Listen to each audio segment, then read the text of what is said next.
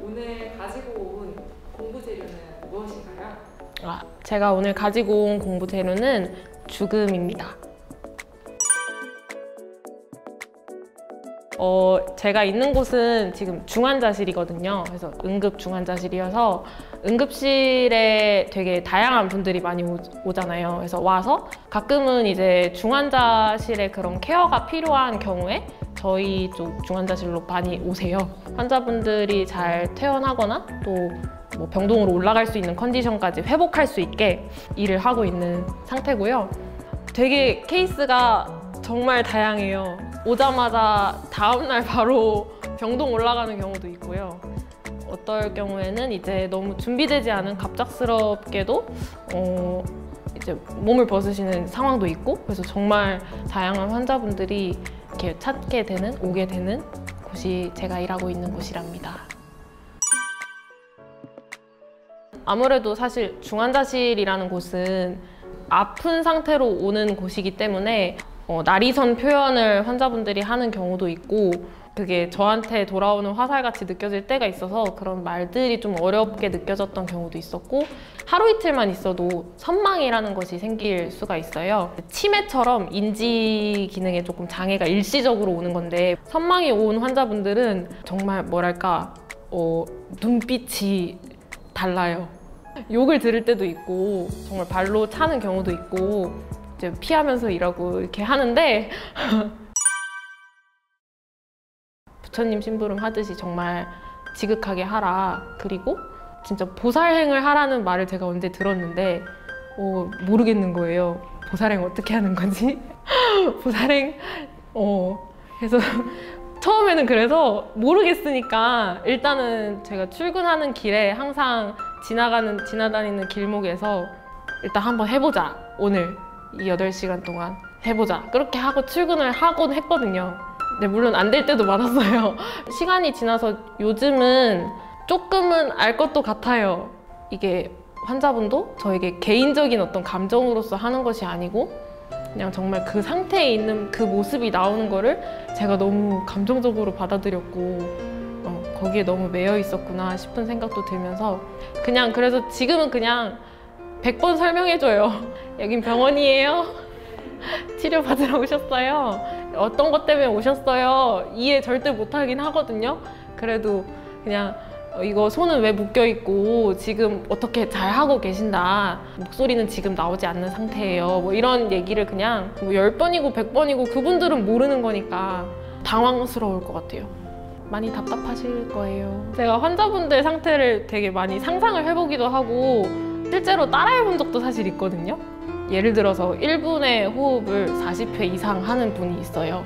1분 60초 동안 호흡을 빠르면 40회, 50회 막 하는 경우가 있어요. 그러면 따라해봐요, 사실.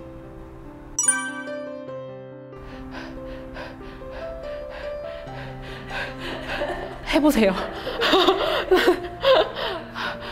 어지러워요, 사실. 너무 어지럽고. 지금 잠깐 인터뷰 좀.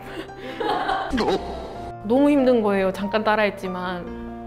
정말 저기 누워 계시는 그런 환자분들이 지금 진짜 어려운 치료를 이겨내고 있는 상태다. 약간 좀 그렇게 이해하려고도 노력해봤던 것 같아요. 올해 3월 초쯤이었어요. 그래서 처음에 입원하셨을 때는 상태가 정말 좋지가 않았어요. 목소리도 안 나오고 이 당황스러운 상황에서 되게 협조적이고 표현도 그냥 이렇게 막 살짝 웃으시기도 하면서 이제 어느 날은 갑자기 좋아진 거예요. 좀 뭔가 눈빛이 더 또렷또렷해지고 손가락으로 이렇게 막 글씨도 좀 쓰려고 하는 거죠. 뭔가 저도 되게 희망을 갖게 된 거예요. 이렇게 정말 치료가 빛을 발할 수도 있겠다? 저는 기분 좋게 퇴근을 했죠. 근데 이제 그 다음날 다시 출근을 해서 보니까 환자분의 상태가 밤사이에 너무나 갑자기 급작스럽게 안 좋아졌었어요. 그래서 결국 그 다음날에 돼가지고 이제 환자분은 몸을 벗으시긴 했거든요. 근데 이제 그때 떠오른 것이, 그때 이제 전화해달라고 전화라고 이렇게 써준 거예요. 근데 제가 그때 일하던 시간이 밤 11시쯤이었는데 그래서 아내분한테 전화를 드렸죠. 시간이 그래서였는지 받지를 않으셨어요. 그때 보호자분이. 마지막 불꽃이라는 단어 표현이 있거든요. 환자분들이 돌아가시기 전에 갑자기 뭔가 총기가 돌고 눈빛이 또렷해지고 말도 통하고 그런 순간이 온대요. 그래서 그 순간이었을 텐데 그거를 제가 좀 더 열심히 약간 좀 연락도 해드리고 했어야 됐는데 사실 가족도 아닌데 저는 가족도 아니었잖아요. 근데 이제 그렇게 뭔가 또렷해졌을 때 이제 의료진인 저도 막 희망을 갖게 되는 거죠. 막 가족들은 또 얼마나 더 이제 얼마나 기쁘겠어요. 막 정말 희망을 갖게 되는 순간인데 사실은 그게 정말 마지막 불꽃이었던 거죠. 저희 몸은 각종 여러 기능을 하는 이제 친구들이 다 있잖아요. 일단 중환자실에 오는 분들은 기능을 이제 하지 못하는 경우가 많아요. 인공호흡기라는 기계를 넣으면 산소를 몸에 이제 공급을 해줄 수가 있고 심장의 기능까지도 대체하는 기계가 있어요. 각종 그런 전해질을 조절을 하는 이 신장에 대해서도 24시간 투석을 돌리는 기계, CRRT라는 것도 있어요. 일단 현실적으로는 모든 부분이 기계로 대체는 가능하다라는 것이 일단 연명치료에 대한 기본적인 선택할 수 있는 상황이거든요. 이것 말고도 뭐 심장이 멎는 순간에 여러분이 아시는 그런 CPR을 받을 것이냐 말 것이냐 이것도 다 연명치료에 포함이 되고 혈압이 점점 떨어지는 그런 상황에서도 승합제를 그 혈압을 올리는 약을 쓸 것이냐 말 것이냐 또 사실 연명치료에 모두 포함이 되는 개념입니다. 근데 보통은 이 과정을 정확하게는 모르기 때문에 많은 보호자분들이 그냥 동의를 해요. 근데 좀 잘 생각해 볼 만한 부분이기도 해서 오늘 한번 다뤄보고자 합니다. 사실 뭐 부모님이든 자기 가족이 그렇게 아파서 오면 제발 살려주세요, 다 해주세요, 진짜 끝까지 다 해주세요 하는 경우도 생각보다 굉장히 많거든요. 근데 물론 그렇게 선택할 수도 있어요. 가족으로서 할 수도 있고 이게 그런 치료를 안 받으면 내가 우리 부모님을 포기한 것이다 라는 생각도 있다고 하더라고요.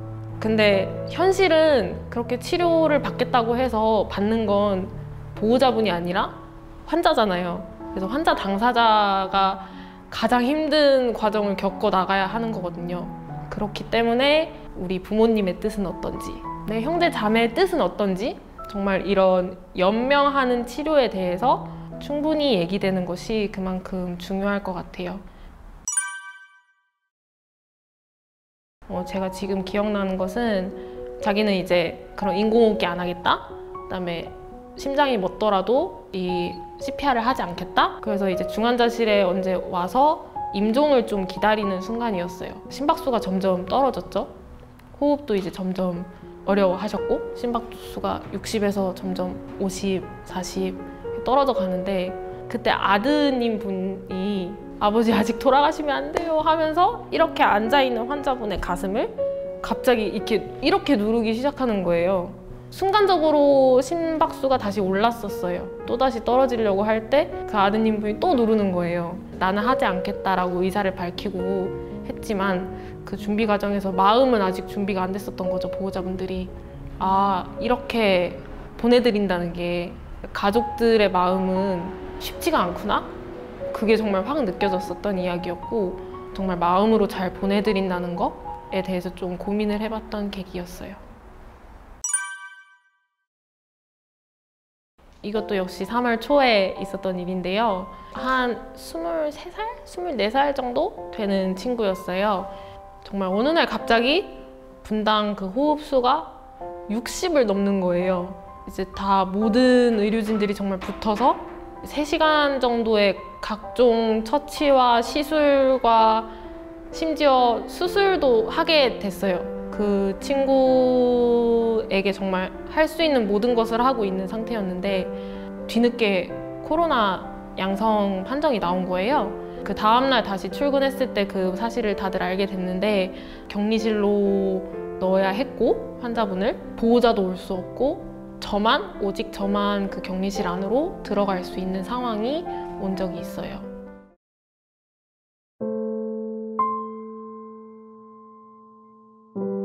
심박수는 90대 정도였다.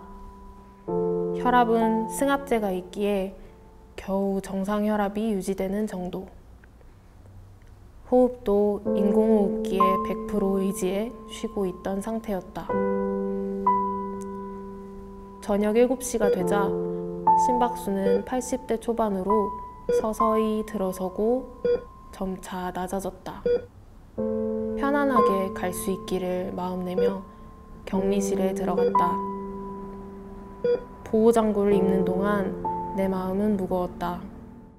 그 아이를 보내줄 마음을 하고 들어갔기 때문이다. 의학적으로 죽음을 진단하는 그 순간까지 옆에 함께 있을 생각을 하고 들어갔다.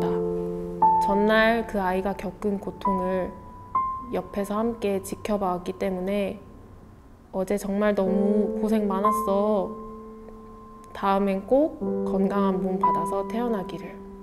이제 편안하게 가렴 얘기를 해주었다. 심박동수는 60대, 50대로 눈에 띄게 줄었다. 사실 사람이 죽기 전에 가장 마지막까지 살아있는 감각은 청각이라고 한다. 마음도 계속 내지만은 난 그 친구가 실제로 목소리를 들으면 좋겠다는 생각에 이젠 편안하게 가 라고 말을 계속 해주었다. 말을 꺼내려고 하는 순간 나도 슬픔이 차올라서 목이 베어 도저히 목소리가 나오지 않을 때도 있었다. 그런 순간에는 계속 마음으로 전달했다. 그리고 다시 추스르고 나선 목소리로 이야기를 해주었다. 그렇게 격리실에 들어간 지 40분 정도 흘렀을 때 그 아이의 심장은 멎었다. 그 아이의 부모님도 친척들도 모두 몸을 벗는 그 순간에 함께 할 순 없었지만 너의 마지막에 나도 함께 할 수 있어서 참 다행이야.